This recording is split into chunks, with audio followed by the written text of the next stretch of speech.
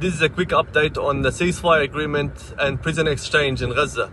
Now, over the past few days, the resistance have released all Zionist captives from Gaza and also handed over 9 bodies of deceased Zionist captives as a result of the Zionists who were killed as a result of the Zionist airstrikes on Gaza.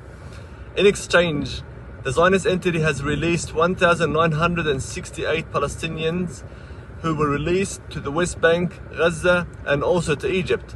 They also released 90 bodies of deceased Palestinian hostages whom upon medical examination were found to be killed under severe torture and bullet wounds whilst handcuffed and blindfolded. The Palestinian hostages whom were released, they started to recount horrifying stories from inside the Zionist dungeons where they were subjugated to physical torture, psychological torture, starvation, stripped and raped, and even forcing prisoners down to their knees and raped by police dogs. Terrorism and inhuman behavior, honestly never heard of before by the most vile of people.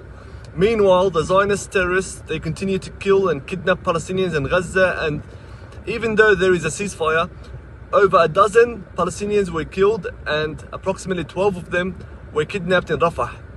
They also refuse to open up the Rafah border crossing, breaking all the ceasefire agreement conditions time and time again.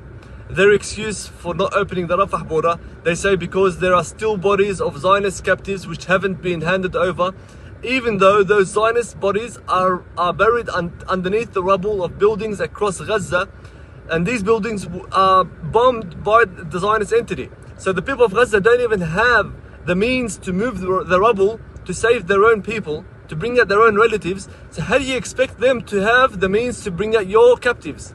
And Donald Trump and Netanyahu both came out threatening that they can now resume the war at any moment. And Trump said, the war will resume with the one word from me. Threatening that if the resistance don't disarm, then the genocide will resume. All the while, the Arab and the Muslim countries, they continue to provide cover for the Zionist entity and work hand in hand with the US to pressure the Palestinians to raise the white flag and hand over their souls and their land to the devils. And that's the situation in a nutshell at the moment. So there's a lot of threats now. Now that the Zionists have received their captives, there's a lot of threats that they can resume the war at any moment by one word from Trump. So Trump is pretty much saying that the war and peace is in my hand right now. I am leading this campaign. There are US troops on the ground right now. There are talks about some international forces that might be deployed.